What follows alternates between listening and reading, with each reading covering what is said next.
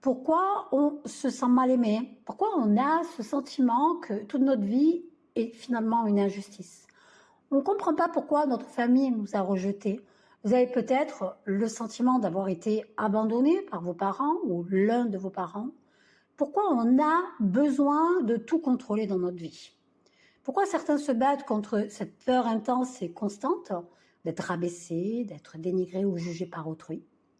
Pourquoi ces blessures font si mal? D'autant plus qu'elles sont associées à des émotions négatives, comme la tristesse, la colère, la honte. On a cette impression que ces blessures dirigent notre vie et le pire, c'est qu'on a du mal à s'en défaire. Alors il y a certaines personnes qui se sont résignées à vivre avec, en pensant que la vie est injuste ou que c'est normal qu'on vive ces émotions. C'est mérité ou c'est héréditaire pour certains. Et comme si ça ne suffisait pas, on a tendance à répéter ces réactions émotionnelles continuellement. Alors, c'est quoi une blessure de l'âme? Qu'est-ce qui se cache derrière ces émotions? Pourquoi les vivons-nous? Pourquoi tout le monde en a une ou plusieurs? Quel rôle joue-t-elle dans notre vie? Et finalement, doit-on vivre avec jusqu'à la fin de nos jours? C'est ce que l'on va voir aujourd'hui dans ce nouvel épisode. Bienvenue sur le podcast À la quête du soi. Je suis Valérie Bastide et ma mission est d'aider le plus grand nombre de personnes à se connecter à leur âme pour vivre pleinement leur mission de vie. Médium, radiesthésiste, thérapeute de l'âme, je vous guide et vous aide à traverser votre part d'ombre de vous-même pour vivre la vie que vous souhaitez. Enseignante spirituelle, retrouvez-moi tous les lundis pour un nouveau podcast où je vous partage des connaissances en développement personnel et en spiritualité. Alors, je suis ravie de vous retrouver aujourd'hui pour un thème que j'avais vraiment hâte d'aborder avec vous. J'ai choisi la blessure d'âme parce que c'est un thème qui est très important, qui nous touche tous et qui peut nous permettre d'avoir soit une vie extraordinaire. Donc, qu'est-ce que j'entends dans vie extraordinaire? Eh bien, c'est la vie que vous souhaitez avoir, voilà, la vie qui vous fait vibrer, ou soit une vie dénuée de sens. Donc, on va voir pourquoi ces blessures sont difficiles à vivre, pourquoi nous avons du mal à nous en débarrasser et pourquoi c'est compliqué de les accepter. Alors, c'est quoi les blessures d'âme? Les blessures d'âme, ce sont des expériences douloureuses de l'enfance qui vont conditionner la personnalité d'un individu. Les blessures d'âme, ce sont des choix expérimentaux que l'on a fait avant de s'incarner sur Terre. Ce sont des expérimentations qui ont été choisies par votre âme. Il faut comprendre que, comme je l'explique dans l'épisode L'âme et la lecture d'âme, avant de vous incarner, vous avez établi un contrat d'âme avec vos guides. Et dans ce contrat d'âme, eh bien, vous avez choisi quelle blessure de l'âme vous souhaitez expérimenter. Donc, vous le savez, le but de l'âme, c'est d'évoluer à travers différentes expérimentations. Et ces blessures, eh bien, elles font partie intégrante de ces expérimentations. Et je dirais même que c'est vraiment l'essence même de votre évolution. Alors, il existe 5 blessures d'âme. On a le rejet, on a l'abandon, on a la trahison, on a l'injustice et on a l'humiliation. Les blessures d'âme sont des expériences douloureuses qui démarrent, comme je vous l'ai dit, lors de l'enfance. Et ce qu'il faut comprendre, c'est qu'on construit notre comportement entre 0 et 7 ans. Mais on construit également notre subconscient entre 0 et 7 ans. Et toute notre vie, eh bien, on ne va faire que répéter ce comportement. Tout ce qui vous est arrivé entre 0 et 7 ans, les événements importants, positifs ou négatifs, ils vont créer des marqueurs, des impacts qui vont être relativement très forts au niveau de votre subconscient et automatiquement, eh bien, ça va créer en nous des croyances, des peurs, des valeurs qu'on va utiliser par la suite. Par exemple, si entre mes 0 et 7 ans, j'ai vu ma mère être maltraitée par mon père, ça peut créer une ancre en moi. Et plus tard, je risque d'être attirée ou faire ma vie avec des personnes violentes. Ou je vais avoir peut-être peur toute ma vie de tomber sur ce genre de personnes. Donc ça va être un combat de ne pas vivre et de ne pas attirer ce genre de personnes. Malheureusement, on va les attirer. Vous pouvez également être persuadé que ce genre de personne est bonne pour vous. Finalement, quelqu'un de violent vous était destiné. Pourquoi? Parce que vous avez été élevé dans la violence. Donc c'est les bases que vous avez eues, c'est une croyance. Et pour beaucoup, ils ne s'imaginent même pas vivre une vie dite normale avec une personne, un homme, une femme, gentil, bon, bienveillant. Vous voyez l'attitude que chaque être humain devrait avoir. Donc ces blessures, elles jouent un rôle majeur dans notre vie puisqu'elles conditionnent notre rapport à nous-mêmes, nos rapports aux autres, mais elles conditionnent aussi notre comportement, nos pensées et nos émotions. Alors évidemment, vous vous doutez bien que ces blessures, elles nous empêchent d'être apaisés et sereins dans nos relations avec les autres. Elles font partie de votre part sombre de vous-même, donc c'est la part que vous devez expérimenter, que vous devez approfondir, que vous devez découvrir. Et elles ont toutes un point commun, c'est la perte d'estime de soi. Elles sont gravées dans notre subconscient et elles vont déterminer notre rapport au monde et aux autres en tant qu'adultes. Donc en principe, on devrait expérimenter qu'une seule blessure dans une vie, mais bien souvent on en a deux ou trois. Pourquoi deux ou trois? Parce que ce sont des blessures qui n'ont pas été acceptées. Par exemple, moi j'ai deux blessures, le rejet et l'abandon. L'abandon, c'est la blessure d'âme que j'ai choisi d'expérimenter dans cette vie-là, et le rejet, c'est celle que j'ai pas acceptée, donc je n'ai pas travaillé dessus, ou je n'ai pas fini de travailler dessus, je n'ai pas guéri du moins. Donc forcément, quand je me suis réincarnée, j'ai récupéré cette blessure, elle m'a suivie. Donc voilà, je me trimballe ce petit bagage supplémentaire. C'est pour ça que certaines personnes en ont deux ou trois étant le maximum. Parce que trois, ça commence à être déjà chaud, ça commence déjà à être compliqué pour les personnes qui en ont trois. Donc comme je vous disais, ces blessures d'âme, elles sont accompagnées par des émotions en tout genre, la peur, la tristesse, on en parlera plus tard. Et ces blessures, malheureusement, elles vont driver votre vie. Elles vont la driver parce que plus vous allez vous nourrir de leurs émotions négatives, et moins vous en guérirez. Donc dans ce podcast, évidemment, certaines blessures vont vous parler. Vous allez vous retrouver dans des explications et des exemples que je vais vous partager. Alors je vous rassure sur une chose, c'est qu'on a tous et toutes une ou plusieurs blessures d'âme. Aucun être humain ne s'est incarné sans avoir une blessure d'âme. Mais certains les ont guéris plus vite que d'autres. Donc on va voir ensemble que même lorsqu'on a la même blessure, on n'a pas forcément la même histoire. Et parfois, certaines histoires sont plus compliquées que d'autres, donc la guérison, elle est certainement plus longue. Donc par exemple, si vous avez choisi d'expérimenter, je ne sais pas, la blessure de l'abandon, il va y avoir différentes histoires pour certaines personnes. Vous avez peut-être été abandonné par vos parents et adopté par une nouvelle famille. Vous voyez, pour certains, ça va être leur histoire qui va être reliée à leur blessure de l'abandon. Pour d'autres, ça peut être par exemple un de vos parents qui a quitté le foyer familial. Et vous avez automatiquement vécu qu'avec un seul de vos parents, que votre père ou que votre mère. D'autres, ça peut être une autre histoire. Vos parents, à un moment donné, ne veulent plus vous voir pour telle ou telle raison et ils vous ont banni de leur vie. Donc ça, il faut comprendre qu'il y a différentes histoires qui sont reliées à une blessure d'abandon, blessure du rejet. Donc chacun va l'expérimenter de différentes façons. Alors après, je vous avoue qu'on est, vu le nombre d'êtres humains qu'on est sur Terre, on a quand même assez nombreux à avoir aussi les mêmes histoires, ce qui est tout à fait normal. Donc ce qu'il faut comprendre, que lors de votre incarnation, vous avez choisi cette blessure de l'âme et vous avez également choisi les personnes qui allaient vivre cette expérimentation avec vous, comme vos parents, vos frères, vos sœurs, vos amis, vos animaux. Le choix des personnes hostiles dans votre vie, ils sont faits en rapport avec votre blessure d'âme. Ça, faut le comprendre, c'est la clé. Par exemple, si vous avez choisi de vivre la blessure de l'abandon, eh bien, vous allez choisir d'avoir une maman ou d'un papa qui va quitter le foyer familial. Vous voyez? Donc, c'est un peu des exemples que je vous ai donnés. Donc, vous avez choisi cette histoire et vous avez choisi que soit c'était votre père, soit c'était votre mère. Alors, ce qui est important, c'est d'identifier la blessure ou les blessures pour pouvoir les guérir par la suite. Mais si je devais vous donner un conseil, ne vous en servez pas comme excuse. Soyez vraiment 100% honnête avec vous-même. Ne faites pas en sorte que cette blessure soit le bouc émissaire de votre comportement, que ça soit l'excuse. Vous savez, les amis, on est tous responsables de ce qui nous arrive, ce qui arrive dans notre vie, ça, il ne faut pas l'oublier. Et on a tous choisi de vivre tel ou tel événement ou situation en notre âme et conscience.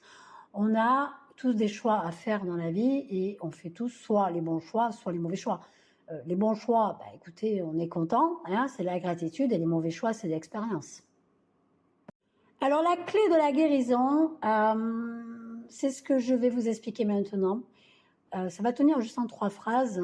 C'est très important parce que si vous comprenez ça, eh bien, ça va vous permettre de mettre en place ce système de guérison. Dès la conception du bébé, ce qu'il faut comprendre, c'est que les blessures commencent à être activées par ses parents ou ceux qui jouent le rôle de parents. D'accord? Jusque-là, on est d'accord. Il est donc très important de nous souvenir que nous ne souffrons pas de nos blessures à cause de nos parents, mais plutôt du fait que nous avons besoin de ce genre de parents avec leurs propres blessures pour devenir conscients des nôtres. Et ça va nous permettre de mettre en place et de déclencher le désir de vouloir guérir. Je vais vous le redire, il est très important de nous souvenir que nous ne souffrons pas de nos blessures à cause de nos parents, mais plutôt du fait que nous avons besoin de ce genre de parents avec leurs propres blessures pour devenir conscients des nôtres. Aussitôt qu'une blessure est activée et qu'on ne l'accepte pas, évidemment, on va réagir automatiquement, d'accord? C'est la partie où on est très agressif. Alors, c'est comme si quelqu'un touche à votre plaie ouverte sur votre corps, ben vous allez réagir, d'accord? Ça va vous faire mal. Et cette réaction, elle dépend de la gravité de la plaie. Plus elle fait mal, et plus la réaction est forte et rapide. Et pour les blessures de l'âme, bien c'est un peu pareil. Pourquoi? Parce que lorsque nous nous sentons blessés et que nous ne prenons pas notre responsabilité, bien, qu'est-ce qu'on fait? Ben, on accuse l'autre de nous blesser. Ou on s'accuse de nous sentir blessés. Donc en fait, on s'en veut en soi-même. Et à ce moment-là, ben, on n'est pas nous-mêmes, on est une autre personne. D'accord? Donc on est carrément dans le déni. Alors, qu'est-ce que j'entends dans prendre notre responsabilité? Ce que j'entends, c'est que c'est simplement le fait de sentir cette blessure et de reconnaître que ce n'est pas l'autre qui nous blesse. Et c'est de reconnaître que la souffrance, cette souffrance qu'on est en train de ressentir, eh bien, elle vient tout simplement du fait que on ne s'est pas occupé de guérir cette blessure.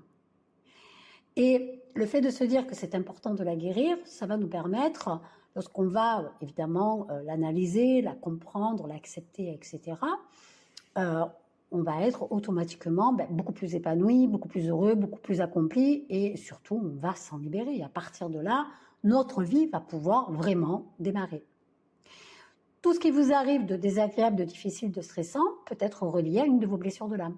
Ça inclut aussi tout ce qui vous arrive au plan mental, par exemple, je ne sais pas, l'anxiété, la peur, aussi sur le plan émotionnel, la culpabilité, l'émotion, la colère, et automatiquement, ça va engendrer des problèmes sur votre plan physique, des malaises, des maladies, accidents. Vous voyez?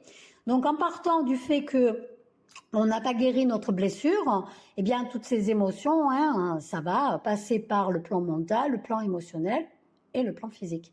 Et il est important de les accepter pour justement qu'elles ne nous impactent pas fortement sur notre santé. De ne pas en arriver à avoir une maladie chronique ou une maladie importante. Et ne pas être malade tout court. Alors on va voir en détail quel comportement on a par rapport à telle ou telle blessure. Alors évidemment, dans cette partie, vous allez vous identifier dans certaines blessures. Alors la blessure du rejet, si tu souffres de la blessure du rejet, tu portes le masque du fuyant dès que tu as peur d'être rejeté. Alors le masque, c'est quoi? Eh bien, c'est l'attitude que vous allez avoir, qui n'est pas la vôtre.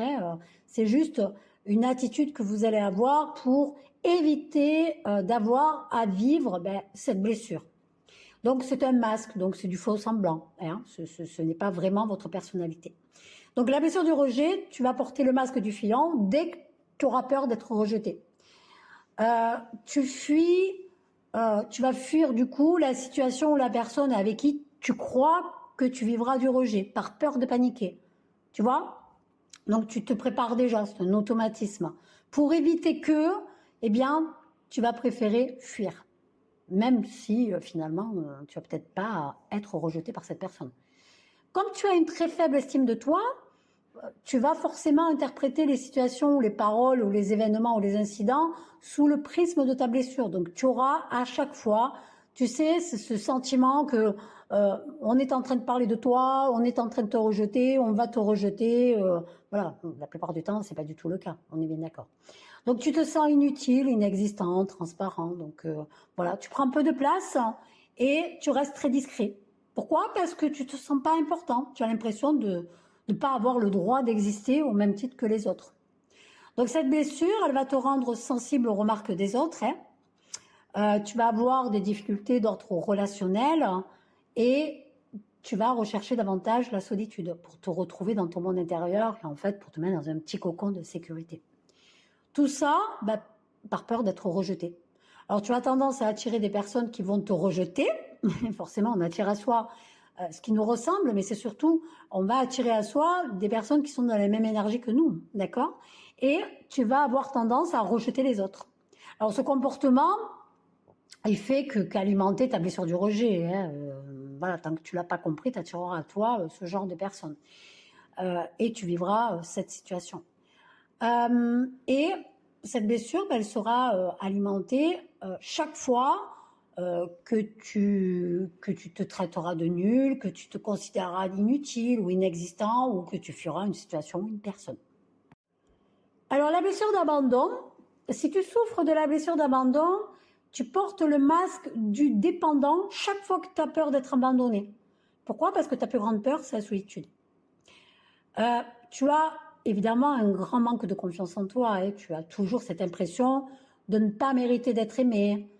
Tu as un besoin démesuré de soutien, d'attention, d'amour. Et ce masque, il te fait un petit peu devenir comme un enfant, tu sais, qui recherche cette attention et cet amour. Alors, tu peux faire des pirouettes pour en recevoir et pour qu'on ne te laisse pas, mais il t'arrive même, et ça, c'est vrai qu'on le retrouve, très souvent, il t'arrive même de te rendre malade ou victime de différents problèmes pour justement obtenir le soutien que tu recherches.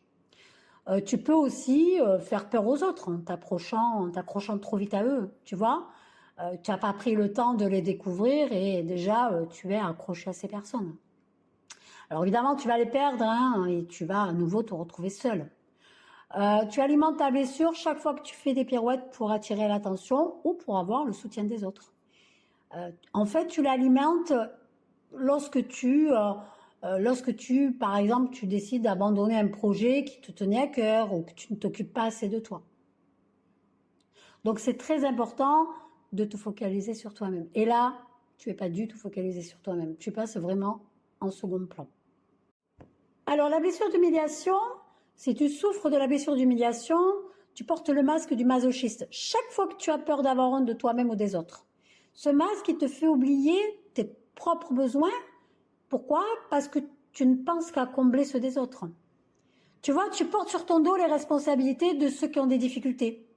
Et malheureusement, et ce même quand ils ne te demandent rien. Tu vois, on ne te demande rien, mais toi, tu décides de porter leur bagage. Tu as besoin de prendre de la place dans la vie des autres pour te sentir utile, pour pas te sentir humilié ou rabaissé. Donc, tu alimentes ta blessure chaque fois que tu te rabaisses, que tu te moques de toi-même, que tu te compares aux autres, que tu te critiques. La blessure de la trahison, si tu souffres de la blessure de trahison, tu portes le masque de contrôlant chaque fois que tu as peur d'être trahi. Tu as besoin d'avoir le contrôle permanent de toi-même et des autres. Tu es plutôt méchant, sceptique, tu es intolérant envers les autres. Pourquoi? Parce que tu as de grandes attentes. Dans la vie, tu fais tout pour montrer que tu es une personne forte, une personne responsable, qui se laisse pas avoir facilement. Tu vois, tu projettes cette image d'une personne qui est sûre d'elle. Même si tu n'as pas confiance en toi et que tu doutes beaucoup de tes décisions et tes actions. Et tu alimentes ta blessure chaque fois que tu mens, que tu ne tiens pas tes engagements, que tu ne te fais pas confiance aux autres. La blessure d'injustice, alors si tu souffres de la blessure d'injustice, tu portes le masque du rigide chaque fois que tu as peur de ressentir à nouveau de l'injustice. Tu es plutôt quelqu'un de perfectionniste. Pourquoi? Parce que tu es très exigeant envers toi-même. Tu veux que tout soit parfait. Tu vois? Parce que pour toi, c'est le moyen d'être juste dans ce que tu fais. Tu es une personne sensible, mais tu ne le montres pas. Et du coup, ben, tu vas passer pour une personne froide, une personne insensible, une personne sèche, tu vois. Alors même que la froideur est ce qui te fait le plus peur. Tu vois, tu as autant peur de ta propre froideur que celle des autres. Et le masque du rigide que tu portes, ben, il te pousse à te contrôler, à te retenir, à être dur avec toi-même. Alors tu alimentes ta blessure chaque fois que tu es trop exigeant envers toi-même, que tu ne respectes pas tes limites et que tu te fais vivre beaucoup de colère et de stress. Pour rien en fait. Alors pourquoi on a du mal à faire face à ces blessures? Alors la principale cause d'une blessure, elle vient de notre incapacité à nous pardonner. En fait, on reproche aux autres tout ce que nous faisons nous-mêmes et qu'on ne veut pas voir. Et l'acceptation, c'est vraiment l'élément déclencheur pour mettre en marche la guérison. Donc, vous ne devez pas rejeter une blessure ou une émotion ou une situation négative. Vous devez la vivre. Vous devez la ressentir au plus profond de vos tripes. Même si c'est pas agréable et qu'on sait que ça fait mal, mais vous devez l'observer, vous devez l'analyser et vous devez chercher à comprendre pourquoi vous la vivez. Ne pas la juger, parce que ça ne sert à rien de la juger, vous l'avez choisi, d'accord? Quand vous avez décidé de vous incarner, vous l'avez choisi. Donc ça ne sert à rien et c'est plutôt idiot de juger, d'accord? Mais il faut juste essayer de comprendre pourquoi ça fait mal. Alors la guérison, elle passe par 4 étapes. La première chose, eh bien, c'est d'en prendre conscience. Vous réagissez de manière excessive à une remarque, vous vous sentez agressé par une remarque, vous avez du mal à vous remettre d'une perte d'emploi ou d'une séparation, ça va réveiller certainement votre blessure d'âme, d'accord? Alors l'une des premières mesures à prendre pour guérir une blessure de l'âme, c'est d'en prendre conscience. Évidemment, ça nécessite la plupart du temps de lâcher prise et de se recentrer sur ses peurs. Ces blessures intérieures, quelquefois, elles sont ancrées au plus profond de nous-mêmes et elles sont génératrices d'émotions négatives. Deuxième étape, d'identifier ces blessures de l'âme. Alors cette phase d'identification des blessures, elle nécessite de procéder par une phase d'observation. Il s'agit de savoir comment vous réagissez émotionnellement face à une situation négative. Éprouver de la révolte lorsqu'on sent de la résistance à accepter sa responsabilité, préférant accuser les autres de ses souffrances, voyez, ça il faut l'analyser. Pourquoi? Pourquoi vous réagissez comme ça? Accepter d'avoir mal et de faire mal, s'aimer et aimer les autres malgré tout. Donc là, on est vraiment dans cette phase d'identification, d'observation. Donc moi, ce que je recommande souvent, c'est de prendre un cahier, de noter. Noter. Voilà, face à telle situation, vous avez réagi de cette façon, vous avez généré telle émotion. Notez. Pourquoi? Pourquoi vous avez eu cette émotion? Pourquoi vous avez réagi de cette façon? Vous voyez? Et la troisième étape, se donner le droit d'avoir souffert et d'en avoir voulu à ses parents ou à autrui. Et être capable d'avoir de la compassion pour eux qui, malheureusement, eux aussi en souffrent. D'accord? Là, vous êtes dans la phase du pardon. Il faut, dans cette phase, alors le pardon se fait quand on est prêt, évidemment, quand la première et la deuxième étape a été effectuée. D'accord? De toute façon, ça se ressent. Hein. Vous allez le ressentir, une question de ressenti quand on doit pardonner. Des fois, moi, j'entends tu pardonnes et c'est terminé. Non, si la personne n'est pas prête, vous pouvez pardonner ce que vous voulez, vous n'en serez pas libéré. C'est une question de ressenti. Vous allez ressentir qu'à ce moment-là, vous devez vous libérer. Vous devez pardonner. Et là, vous allez sentir un poids, évidemment, qui va s'évacuer. Vous allez le ressentir. Vous allez être plus légère. Vous allez vous sentir bien. Se pardonner ses imperfections, pardonner ses erreurs, pardonner ses faiblesses, pardonner ses forces, à soi, mais aussi aux autres. Parce qu'eux aussi ont souffert. Et parce que c'était leur expérimentation. Et pourquoi ils sont dans votre vie? Ben parce qu'ils avaient un but précis. Donc cette phase de pardon, évidemment, elle n'est pas facile pour tout le monde. Mais vous devez y passer. Et la dernière, quatrième étape, la dernière étape où l'on, finalement, on redevient soi-même. On redevient soi-même en atteignant sa source. On n'a plus besoin de porter son masque ou ses masques pour se protéger. On accepte tout simplement d'avoir mal ou de faire mal. On accepte la vie telle qu'elle est. Et surtout, on apprend l'amour de soi. S'aimer, c'est le droit d'être celui que l'on est, qu'on a toujours voulu être, d'accord? Et qu'on est, malgré peut-être ce que les autres personnes nous ont dit. En fait, on s'accepte, voilà, parce que la vie, c'est de s'accepter, de faire ce qu'on a envie, quand on a envie et comme on a envie, point. L'amour véritable, c'est l'expérience d'être soi-même et accepter sa blessure et ne pas accuser les autres.